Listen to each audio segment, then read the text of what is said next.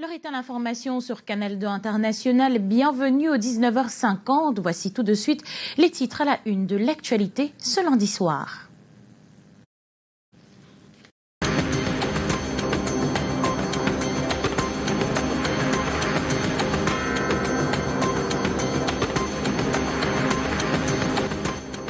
Barreau du Cameroun, Abemous Mba, Eric Mba, la fumée blanche après 3 jours de travaux, a révélé le nom du nouveau bâtonnier. Il a été élu avec 1285 voix pour les 2 prochaines années. L'enfer du refuge quand les droits aux soins de santé, droits de se déplacer sont difficilement respectés. Les réfugiés se sentent lésés dans une société qu'ils essaient pourtant d'intégrer. Ce 20 juin, la journée à eux dédiée rappelle comme le thème l'importance de leur sécurité sur notre territoire. Et sur son territoire, il repose désormais en paix. Patrice Lumumba, 61 ans après sa mort, la dépouille de l'ancien Premier ministre de la République démocratique du Congo, figure emblématique de la lutte pour la décolonisation, a été restituée à sa famille et au peuple congolais.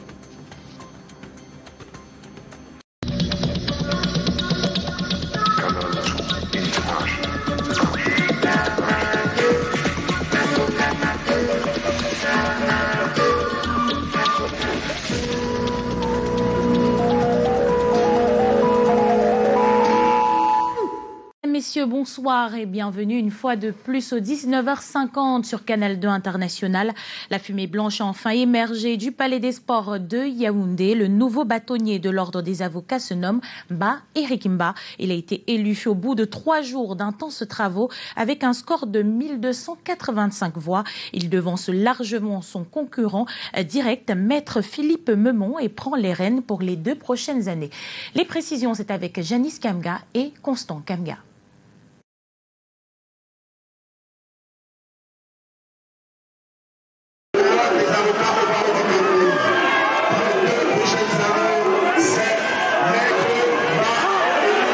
Dès la proclamation de sa victoire par le président de l'Assemblée générale, la salle scande son slogan de campagne.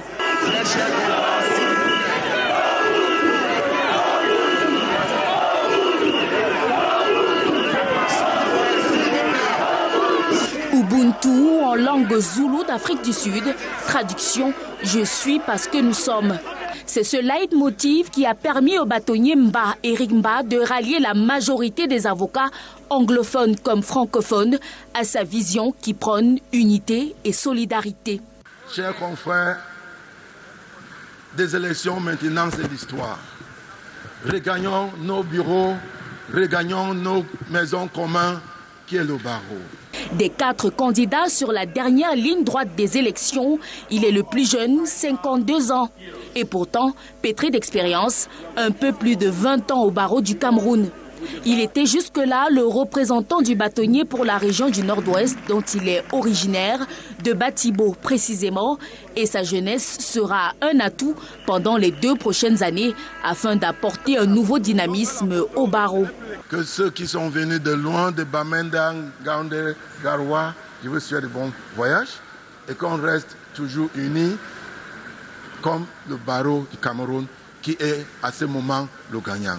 Dans sa feuille de route, le gentleman annonce entre autres la lutte ardue contre la corruption au sein de la corporation, la revalorisation des honoraires des avocats et un conseil de l'ordre à 25 au lieu de 15 pour gérer de façon plus efficiente les près de 4000 avocats inscrits au tableau de l'ordre. Merci, merci, merci. Des avocats pour défendre, pourquoi pas, les droits des réfugiés, respect de la carte de réfugié, leur reconnaître le droit de se déplacer, le droit aux soins de santé et d'entreprendre, autant de choses dont ils se trouvent lésés au Cameroun. Ils l'ont dit ce 20 juin à Garoua-Boulaye comme à Mandjou, à l'occasion de la 21e édition de la Journée des réfugiés. Les précisions, c'est avec Eric Ngele et Kizito Koumaï dans ce reportage. Ils sont en sécurité au Cameroun. À Garoua-Boulaye, par exemple, une personne sur 3 est un réfugié centrafricain. L'hospitalité légendaire du pays des lions indomptables a toutefois quelques carences, détaillées ce 20 juin à l'occasion de la journée à eux dédiée. Il y a d'abord de la reconnaissance des cartes d'identité des réfugiés. L'État est en train de faire beaucoup de choses, mais il y a des freins. Et aussi, il n'y a pas la prise en charge. À la place des fêtes de Garoua Boulaye, ils ont étalé leur savoir-faire, précieux acquis de leur encadrement par le HCR et de ses partenaires. Il leur a toutefois été recommandé le respect des lois camerounaises du fait de certaines exactions, à eux souvent imputées à tort ou à raison. Le gouvernement camerounais, le peuple camerounais, le HCR et les humanitaires, nous serons toujours à leur côté, malgré les difficultés financières que nous rencontrons. Lancer un appel aux donateurs d'être plus généreux et de ne pas oublier les réfugiés centrafricains. Même discours à Mandjou, où poèmes, sketchs et chants ont retracé leur arrivée et leur vécu au Cameroun, ainsi que les difficultés qui semblent partout les mêmes. Avec le statut de réfugié, ils peuvent créer des entreprises et devenir autonomes. On se doit d'aider les réfugiés à rentrer chez eux en toute liberté, dans la sécurité et la dignité, et à reconstruire leur vie. Dans l'attente de ce retour, les réfugiés doivent pouvoir vivre en toute sécurité et de manière décente dans leur pays d'asile. La 21e édition de la Journée internationale des réfugiés se célèbre cette année autour du thème « Chacun, partout, tout le temps, toute personne a droit à la sécurité ». Une façon de sensibiliser sur l'obligation d'accueillir les réfugiés, peu importe l'heure, le lieu ou la raison de leur fuite. Des réfugiés qui s'intègrent et s'investissent dans le pays d'accueil.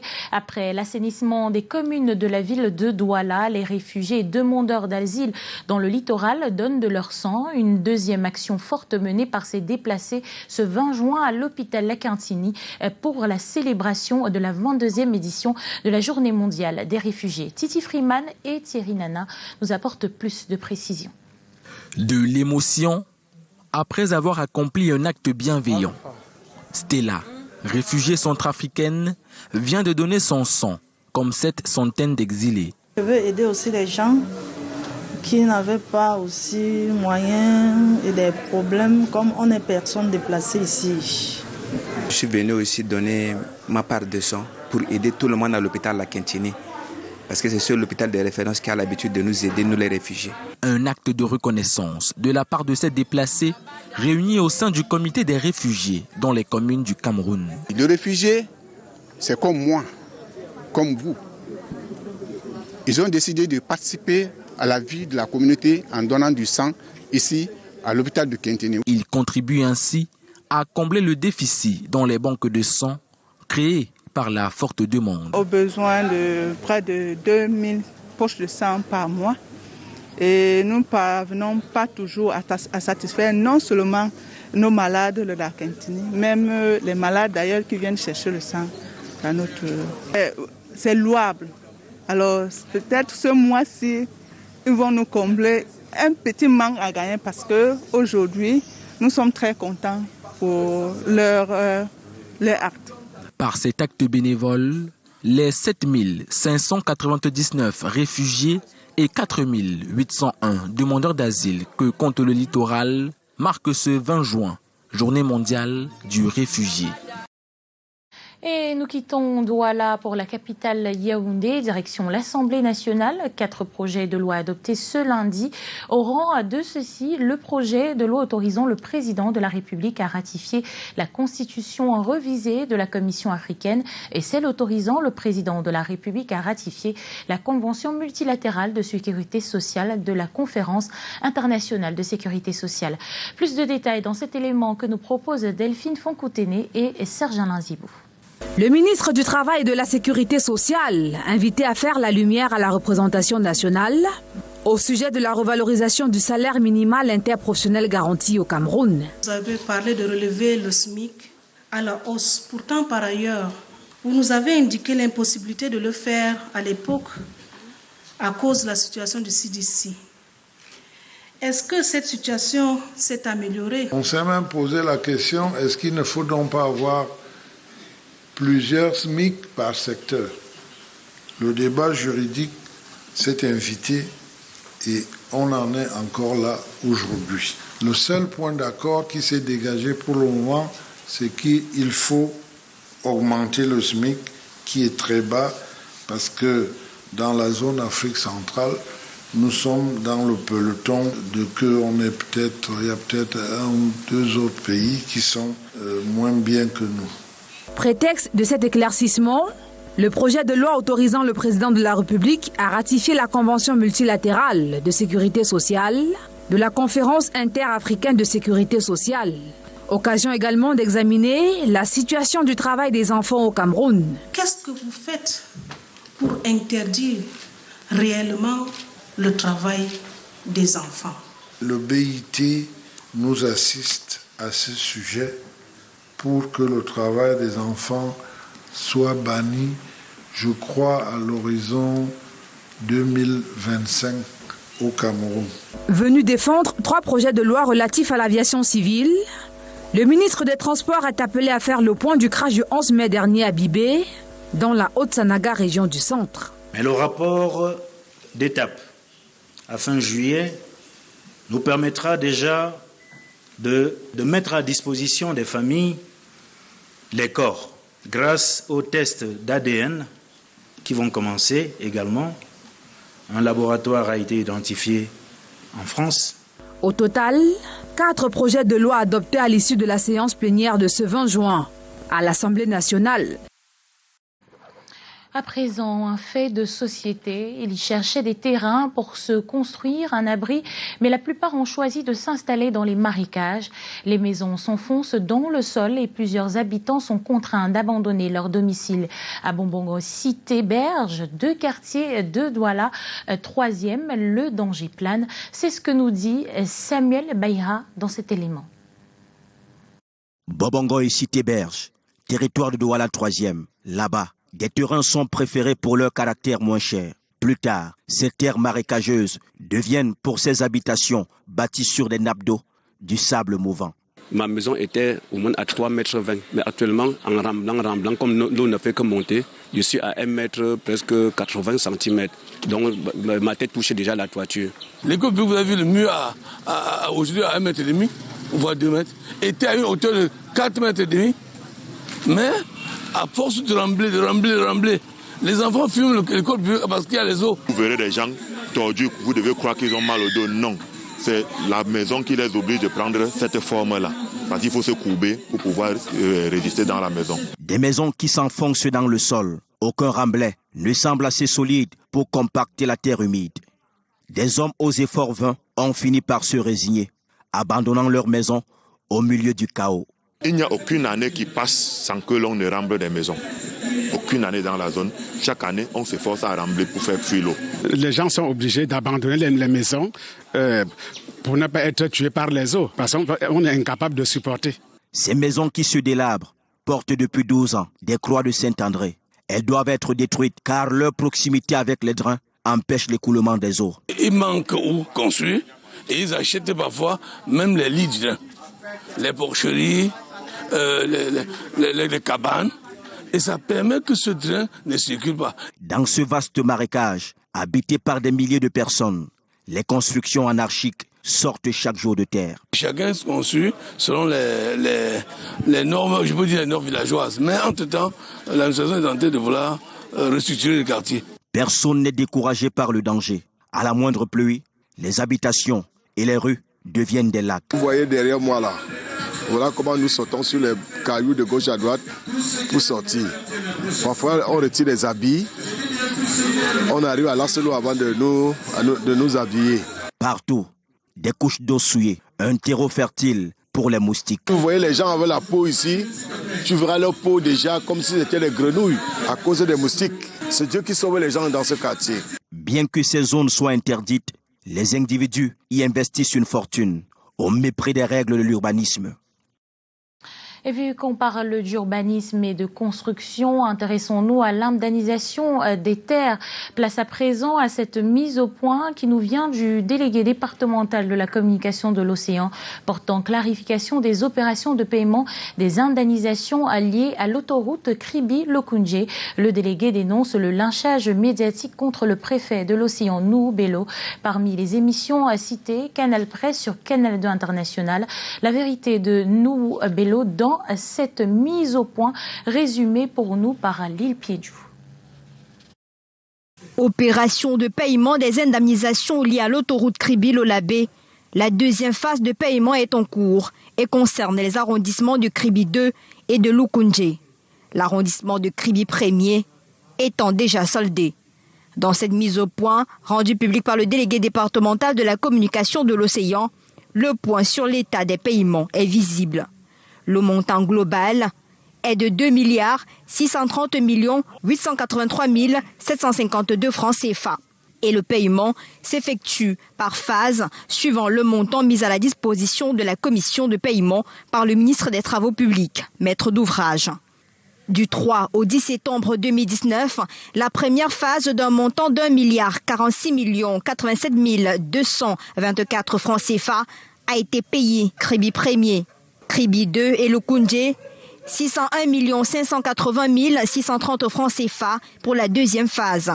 Le montant restant est de 983 215 898 francs CFA, qui fera l'objet d'un paiement ultérieur en fonction de la mobilisation des financements par le maître d'ouvrage. Selon le même courrier de mise au point, au 17 juin 2022, sur 291 bénéficiaires des arrondissements de Kribi 2 et de Lukunje, 246 personnes ont perçu leurs droits, montant inférieur ou égal à 6 millions de francs CFA. 45 personnes, dont le montant est supérieur à 6 millions, ont reçu partiellement leur indemnisation. Le délégué départemental de la communication dénonce le lynchage médiatique contre le préfet de l'océan, Nuhu Bello, sur les plateaux de télévision, notamment Canal Presse, sur Canal 2 International, Club d'élite sur Vision 4 et Le Messager, où le journaliste Soulé Honoriolo affirme que le préfet multiplie des actes de tracasserie et des stratégies pour faire main basse sur les 400 millions de francs CFA tout en payant en monnaie de singe. Et affirme que le préfet a reçu 1 milliard pour ne payer que 6 millions. Le préfet de l'océan a voulu, selon cette mise au point, que la vérité soit rétablie. Après cette réponse, un questionnement dans ce journal: d'où proviennent l'or, le diamant, l'argent, le bronze utilisés par nos bijoutiers pour confectionner nos bijoux? Un questionnement qui se cache derrière la décision du ministre des Mines, de l'Industrie et du Développement technologique qui invite les bijoutiers à se mettre en règle avant le 27 juillet. Junior Rossin et Stéphane Binac ont rencontré des acheteurs et vendeurs de bijoux précieux. La volonté du gouvernement camerounais à formaliser le secteur de la bijouterie n'est pas chose nouvelle pour ce bijoutier qui s'exprime en caméra cachée à notre micro. Je me souviens, il y a 2 ans de cela, on nous a convoqués à la province parce que le ministre de l'époque avait sorti cette décision qui a été votée à l'Assemblée. Dans un communiqué rendu public le 14 juin 2022, le ministre des Mines, de l'Industrie et du Développement technologique exige de ses bijoutiers un dossier complet de demande d'ouverture d'un atelier de fabrication d'ouvrages à base des substances précieuses. Pour les concernés, l'État doit plutôt revoir à la baisse les frais d'ouverture pour vaincre efficacement l'informel. L'Assemblée nationale a décidé qu'il fallait 750 000 francs pour ouvrir et que le renouvellement, 2 ans après, devait coûter 1,5 million. La décision prise par le ministre Gabriel Dodo Dokeng s'inscrit, selon le communiqué, dans le cadre de la formalisation, de la transparence et du suivi effectif des activités du secteur. C'est une décision salutaire. Il faut qu'il y ait une traçabilité sur l'origine, comme on l'a dit tantôt, sur la provenance et même sur ceux qui l'acquièrent en bonne et due forme ou qui l'exhibent, de pouvoir être capable de prouver par quelle alchimie ils ont pu, par exemple, s'offrir des bijoux à hauteur de millions. Les bijoutiers non conformes ont jusqu'au 27 juillet 2022 pour être en règle. Sinon, ils seront sanctionnés selon la législation camerounaise, souligne le communiqué. Elle est précieuse et vaut de l'or. La musique, demain 21 juin, c'est la célébration de la fête de la musique. De grands spectacles sont annoncés sur l'ensemble du pays. Célébration spéciale à Douala puisque le podium du Parc des Princes de Bali sera dédié au déguerpi de Dikolo. David Sondio et Marius Kosu nous livrent les bons plans de ce 21 juin. Les victimes de Dikolo à Douala ne seront pas oubliées lors de la célébration de la fête de la musique ce 21 juin. Un concert prévu au Parc des Princes de Bali avec pour objectif pour dire effectivement aux familles qu'elles ne sont pas seules, qu'elles ne doivent pas rester sur une note négative. Nous allons certes commencer par un côté spirituel avec des chants de louanges, ensuite traditionnels, parce que nous sommes quand même sur une terre bien particulière, à Dikolo, et nous allons terminer par un concert de musique populaire. Conscient de ce que ces personnes passent de moments difficiles, il est question de pousser la chansonnette pour le réconfort. Chacun de nous a une musique qu'il aurait aimé chanter pour encourager ses victimes. Nous n'allons pas faire de discrimination, chacun va venir avec ses tripes, son feeling, et que chacun donne ce qu'il a envie de donner. Autre lieu, la façade de l'Institut français de Douala. Ici, un podium est annoncé pour saluer la musique. Il y aura un podium devant l'Institut français qui accueillera aussi des styles divers et des concerts divers. Donc vous aurez par exemple une chorale, la chorale universitaire de Douala. Vous aurez Armand Biak, Marcy et Somba, le groupe Tiseux, Mola Mongobé qui fait aussi le voyage de Bouya pour venir se produire. Votre chaîne de télévision, Canal 2 International, déroule un programme spécial. Les téléspectateurs de la chaîne verte auront droit à un concert. Sur la scène, Taiki et bien d'autres.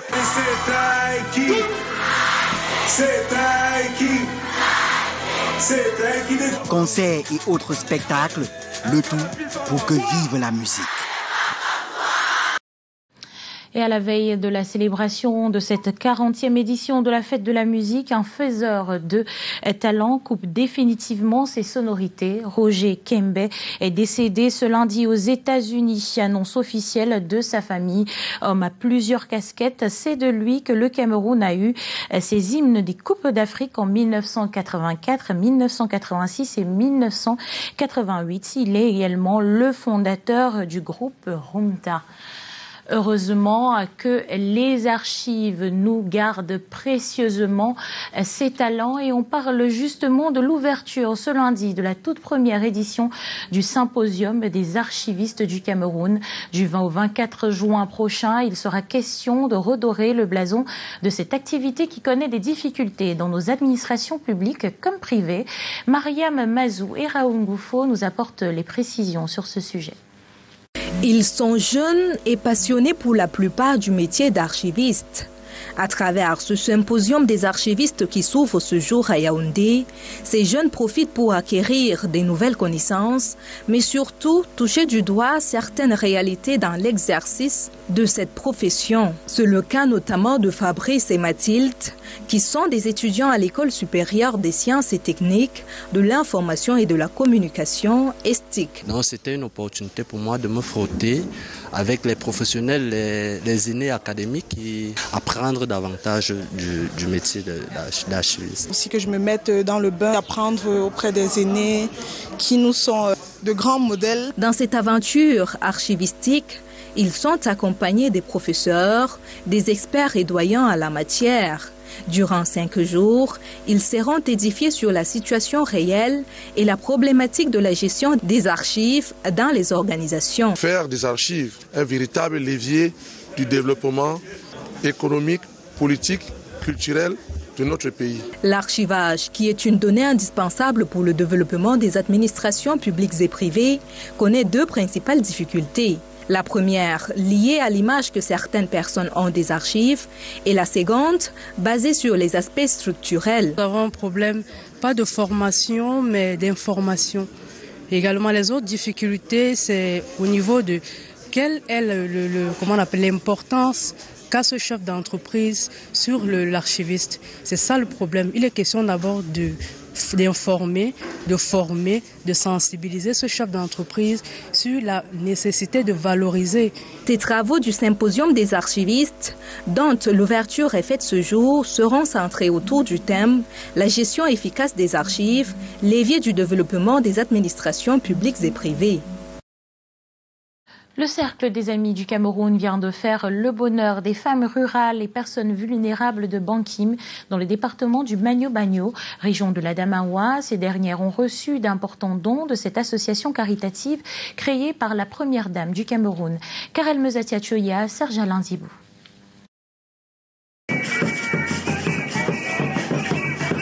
Ambiance envolée pour souhaiter un chaleureux welcome au CERAC à Bankim. Comme à son habitude, le Cercle des Amis du Cameroun témoigne sa sollicitude aux populations. Un élan de cœur tourné cette fois-ci vers les femmes rurales ainsi que les personnes vulnérables de cette localité, située dans le département du Magno-Bagno, région de l'Adamawa, qui reçoivent ici d'importants dons constitués de matériel agricole, de couchage, d'hygiène et salubrité, des denrées alimentaires, des groupes électrogènes pour dire le moins. Au nom de Madame Sabia, présidente première dame, ambassadrice de bonne volonté,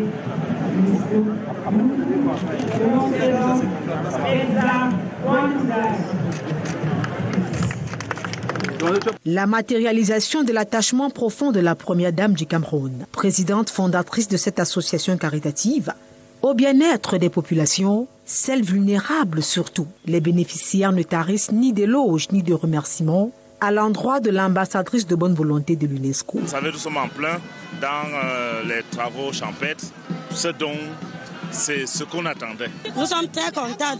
Tous les matériels vont nous aider à bien travailler. Ce don aux personnes vulnérables va les permettre de se couvrir au moins, de dormir sur un matelas. Nous ne pouvons qu'avoir un sentiment de gratitude, de remerciement à l'endroit de la première dame Chantal Bia. Remerciements accompagnés de pas de danse traditionnelle du coin. Un rythme auquel se sont frottées ces dames dynamiques. La représentante personnelle de l'épouse du chef de l'État, présidente fondatrice du CERAC, Kulsumi Al-Haji Boukar aussi, est de la partie. Les vies de ces hommes et femmes vont changer grâce au Cercle des Amis du Cameroun, qui, depuis 1995, fait le bonheur des Camerounais de tous bords. Et on ouvre une page sportive dans ce 19h50. Cannes Maroc 2022. Gabriel Zabo, le sélectionneur des Lions Indomptables, a livré ce lundi la liste des 26 joueuses qui participeront à l'expédition. On note dans cette liste le retour aux côtés de Choujoya Adjara et Aboudi Ongene, d'Estelle Johnson et Michaela Abam, ou encore Flora Kameni, meilleure buteuse du championnat féminin. Les Lions quittent le Cameroun dans les prochaines heures pour la France, où elles affrontent les Bleus le 25 juin.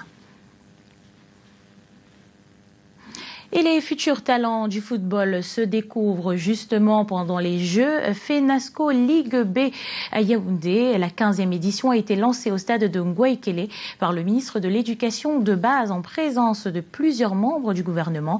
La principale attraction de cette cérémonie a été le triomphe de la richesse, de la riche diversité culturelle du Cameroun.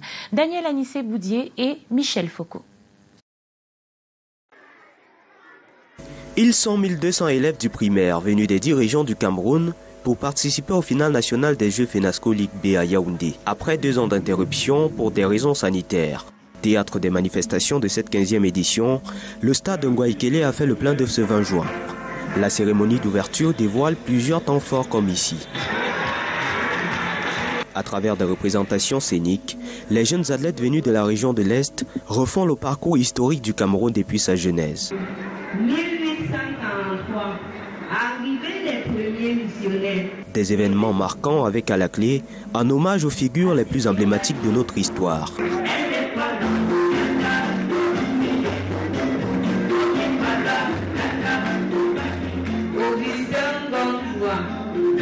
Vient ensuite l'instant d'allumage de la flamme des Jeux,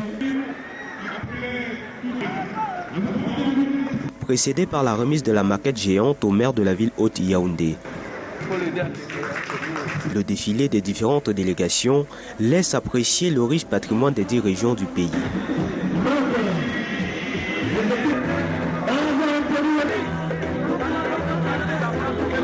La parade culturelle prend le relais avec de magnifiques mouvements d'ensemble. C'est l'apothéose d'une journée riche Vécu de près dans les tribunes par plusieurs membres du gouvernement, avec en tête le ministre de l'Éducation de base, superviseur général des Jeux FENASCO Ligue B. Nous continuons ce que nous avons commencé en 2019. Nous voulons que nous ayons une jeunesse saine, une jeunesse responsable et une jeunesse qui vive dans un milieu où les parents montrent l'exemple parce qu'ils s'aiment entre eux Camerounais et ils leur disent faites tout ensemble et votre pays sera plus fort. Jusqu'au 24 juin prochain, 16 athlètes vont rivaliser d'adresse dans plusieurs disciplines sportives, dont le football, le basket, l'athlétisme et bien d'autres. 4 sites vont abriter ces finales nationales. Le stade omnisport de Yaoundé, celui du lycée Leclerc, l'INJS et le complexe sportif de la garde présidentielle.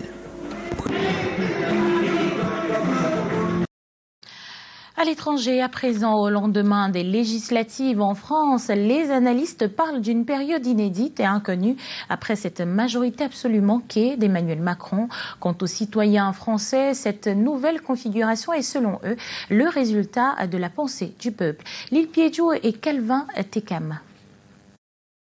Emmanuel Macron, isolé dans le paysage politique français, sans majorité claire à l'Assemblée nationale. Ensemble, son sort avec 248 sièges devant la coalition de gauche NUP, 137 sièges et le Rassemblement national, 89 sièges. Au lendemain de ce scrutin, les réactions sont mitigées à Paris. Certains s'inquiètent de la montée du Rassemblement national. J'étais impressionnée par la montée du Rassemblement national qui a été du coup je crois multipliée par à peu près 10 par rapport au résultat de 2017. C'est impressionnant. D'autres, au contraire, estiment que la représentation nationale est plus fidèle aux idées du peuple. Il fallait que le Front National monte un petit peu en puissance, que le parti écologique, socialiste, la gauche monte, parce que c'est vrai que ça fait 5 ans que c'est une catastrophe. Je ne vois pas comment ils pourraient constituer franchement une majorité, même en récupérant quelques divers gauche, quelques divers droite. Franchement, ça ne peut pas marcher. Jean-Daniel Levy est directeur délégué de l'Institut de sondage Harris Interactive. Pour lui, un gouvernement qui n'obtient pas la majorité absolue, des oppositions éclatées, y compris au sein des formations elles-mêmes, c'est l'entrée dans une période inédite et inconnue. Mais on ne connaît pas encore aujourd'hui ce que sera l'exécutif, la tête de l'exécutif, c'est-à-dire est-ce que Elisabeth Borne va rester ou pas Première ministre, et dans ce contexte-là, dans quelle mesure il pourra y avoir des accords qui pourront être faits avec la gauche, si c'est le cas plutôt avec des candidats ou des députés qui sont de centre-gauche, ou plus vraisemblablement avec la droite, et là aussi avec des fractures même au sein des Républicains. Aujourd'hui, il n'y a pas de coalition constante qui est prête à être effectuée. Il y a déjà des désaccords stratégiques parmi les députés LR, parmi la formation politique LR, donc on ne s'oriente pas du tout dans cette direction-là. Ce revers historique d'Emmanuel Macron fait craindre, selon les médias internationaux, une France ingouvernable et une politique française vers une destination inconnue. Et le reste de l'actualité à l'étranger, c'est le retour de la dépouille de Patrice Lumumba à Kinshasa après 6 décennies passées en Belgique. Ceci lors d'une cérémonie riche en émotions. Puis le tissu Ndop à la côte dans le monde de la mode et secoue entre tradition et modernité. Lil Piedjo et Calvin Tekam signent Escalmonde pour nous ce soir.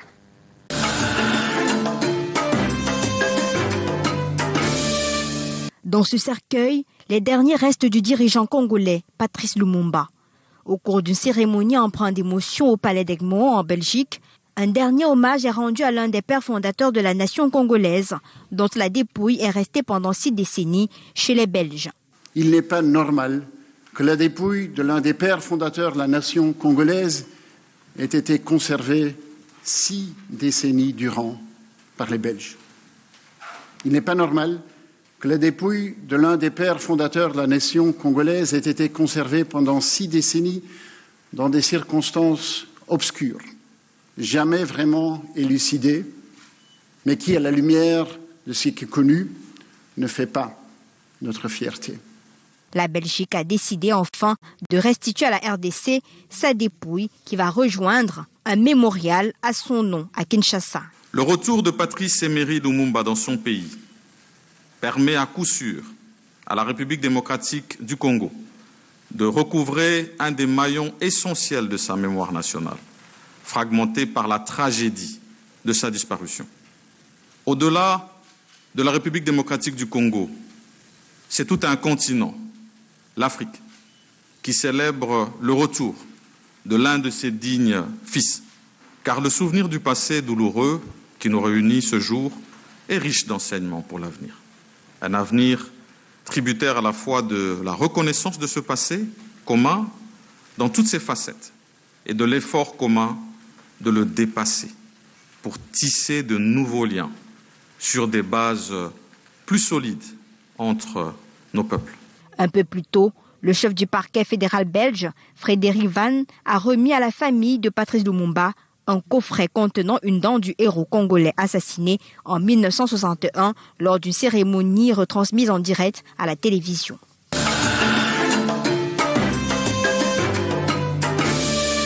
Classé au patrimoine national camerounais, le ndob était autrefois réservé aux rois et aux notables. Comme voici un nouveau tissu, parce qu'après ceci j'engage avec celle-ci. Un nouveau tissu, j'ai appris les 2 lignes-ci par maman. Lorsque j'étais encore, j'avais une CS que 8 à 9 ans. Maman me préoccupait en disant de ne pas aller me balader. Elle me recommandait, elle m'a d'abord appris à tisser les 2 lignes-ci. Je prenais la peine à sortir ça. Cependant, le tissu rituel perd un peu de son côté sacré. Des pagnes de bas de gamme inspirées de cette étoffe sont de plus en plus commercialisées au Cameroun. Au départ, c'était pour les princes. Et même pas tous les princes. Les princes qui ont déjà été initiés. Aujourd'hui, c'est l'affaire de presque tout le monde, parce que ça se vend même déjà au marché. Nous avons décidé de valoriser le ndob et de le moderniser parce que quand les choses sont un peu trop traditionnelles, il y en a qui n'aiment pas beaucoup. Quand on le fait comme ça, quelqu'un quand il prend, il a un truc traditionnel et à la fois moderne. Du coup, ceux qui sont un peu fans de modernité se retrouvent en ayant un accessoire par exemple comme ça. De nos jours, les artisans sont transformés en commerçants. D'où le danger de cette étoffe à disparaître. Ceux qui ont été formés ont passé, ont lâché les commandes. Ils ont donné aux tâcherons, si on peut appeler ça comme ça, ou à des personnes qui ont appris 1 ou 2 choses et ils ont tourné le dos, ils sont concentrés dans le commerce.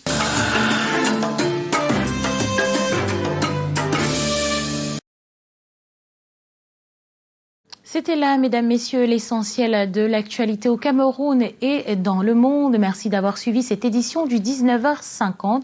Je vous invite à rester en compagnie des programmes de Canal 2 International qui se poursuivent. Dans quelques instants, votre série The River à 21h30. Votre programme Intime Conviction, le cercle de l'information. On revient demain à 13h avec le journal bilingue présenté par Regina Leke et Junior Ossin. À 15h30, rendez-vous avec l'ensemble des correspondants de Canal 2 International pour Écho des régions. À 18h15, le journal en langue anglaise présenté par Gladys Ambo. J'aurai l'immense privilège de vous retrouver demain, même heure, pour l'information la meilleure. Et c'est sur Canal 2 International et nulle part ailleurs. Bonsoir à tous.